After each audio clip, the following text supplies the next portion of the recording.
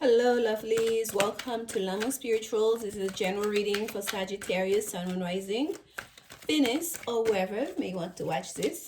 Whenever you may stumble on it. Ooh, love. Love flew out for you. Face up. Okay. Number 12. I'm going to put it right back in. But this loving energy is going to continue through your reading, Sagittarius. All right. Let's see what messages Spirit have for you. Now I'm excited. Let's see what messages Spirit have for you. Spirit messages for Sagittarius. Sagittarius Spirit messages. Messages for Sagittarius. We are using the Dreams of Gaia tarot deck. It's a bit different than the traditional tarot. Okay.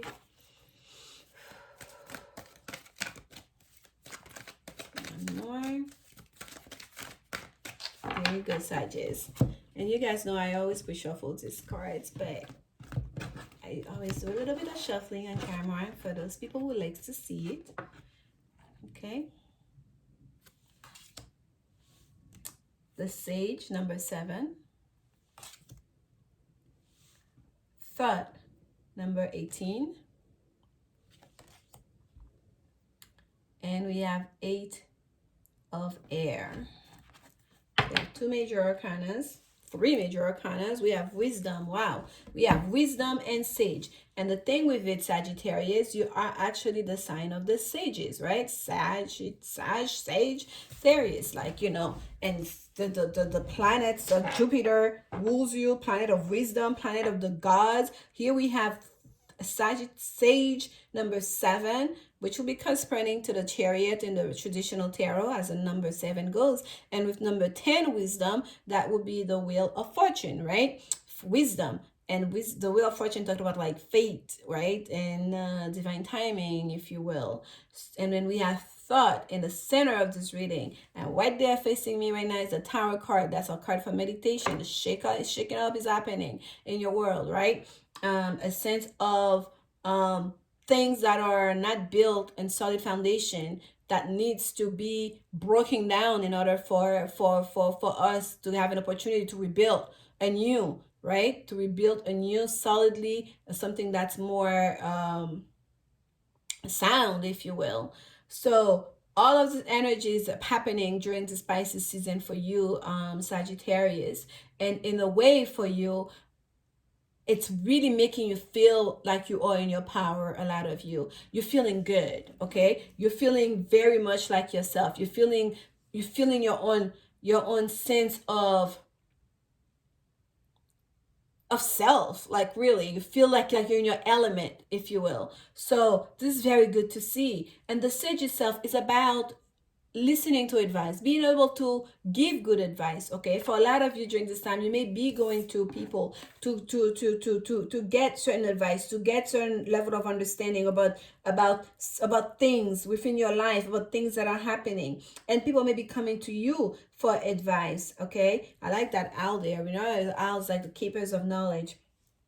So there's a lot of knowledge, secret knowledge that is coming, that is passing on to you, with that fox here again. And you have the best way, you know, you're trying to find the best way to facilitate all this new level of understanding, all this knowledge, all these advices, all this wisdom that's coming through you. And that puts you almost like in the, like, you know, in the community. You're like an elder in the community, even in that, you know, you see that white hair, white beard.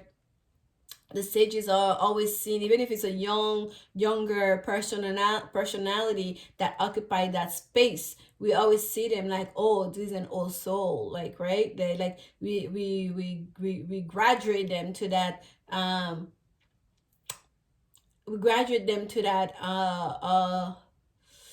to be one of the elder, because it takes experiences to really understand certain life lessons, to really understand certain things and we must go through those for us to be able to give the proper advice. It's not to say you have to go to a specific experience to advise someone on it. No, but it's kind of like as you live, whether it's your own personal experience or the people that you have, that you know about, that you've gone through the experience with them, that that I've shared with you, you have a new level of understanding. You have a new appreciation for it. It's kind of like becoming a parent. People say it all the time. It's the toughest job. Oh my gosh, no one will understand unless you do it. We know it, we hear it.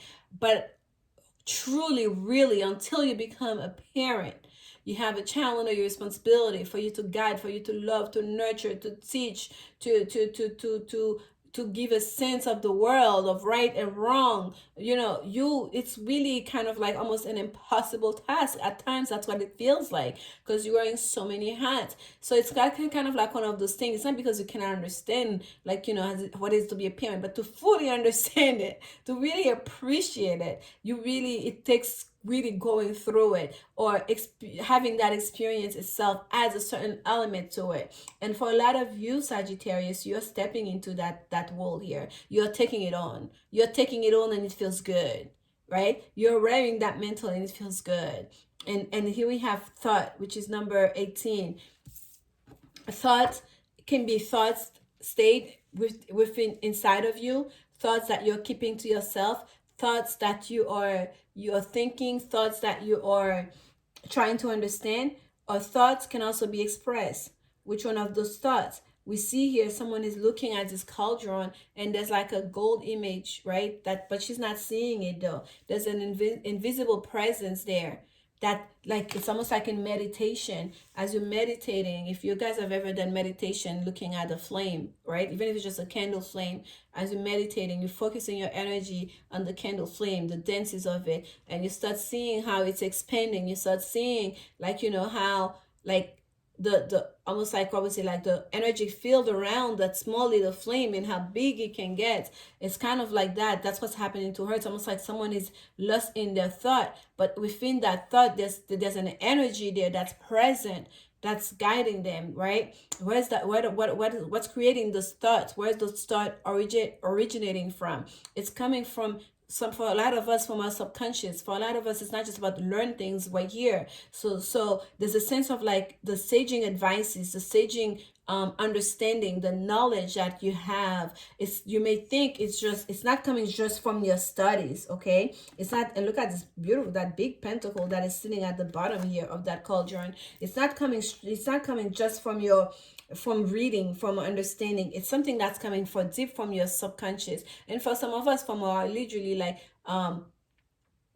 not just subconscious, from our higher mind, from our super conscious mind, if you will, because there are information that is available to us that we don't always know how to tap into, and we can only tap into when we allow ourselves to get lost in the magic of ourselves, when we allow ourselves to get to that place, and that place that we can easily access through meditation. And she's doing, like, it looks like she's doing a meditation by fire. She's looking into the fire here. What comes to you? So for a lot of you Sagittarius, during this time, you're allowing yourself to go to those places. You're allowing yourself to go to the darker corners of your mind, toward the unexplored parts of your higher mind, and you're receiving, you're taking that information. And how you're going to use this information is the wisdom part. Knowing is one thing. How do we use it? How do we know what we know? Why we know it? For what purpose do we know it? And how best can we use that knowledge? That's the wisdom. Being able to isolate things, being able to differentiate things, being able to discern, right? All that knowledge. So it's all happening for you all at once. And let's not forget that card that came out for you, love. And yes, for some of you Sagittarius, what's pushing you on that path here to step within your power, to be that bigger than life person within yourself, it has to do with love. For some of you, you've allowed love to come to sleep into your life. It may not be love from another. It's probably, for a lot of you, it's love of self. You've learned to accept yourself. You've learned to not turn a blind eye to those, to the shadow part of yourself even, or even to this other aspect of the self, to not focus so much on the material world, to really allow yourself, all the parts of you that make you you, to balance it and to access it and to use all of it, to be in union within the self. And that's a love of self that's allowing you to feel that powerful, to feel, to step into your own power, to be that sage, to be that person of wisdom, to use your thoughts, not just the thoughts, your mental thoughts coming from your mind, but also coming from your higher mind. Okay. And here we have that Eight of Swords, which is a card usually of feeling restricted, of feeling chained, of feeling a sense of limit, like, being bounded to a certain place, to a certain area. And in this card here, we see the chains that are attached to that person armed. Well, we don't see the chain attached, but I can assume it's attached because that it's coming from somewhere attached to the mind here. But look, at the same time, we have one of the sword piercing to the hand, and the other one facing up. And this is what we talk about. There's a sense of sacrifice here, okay? If you are a Sagittarius and you've been thinking about joining a religious order, you've been talking about taking a vow, okay? Whether it's a vow of celibacy, a vow of silence, a vow of, a poverty, because you want to go towards a very strict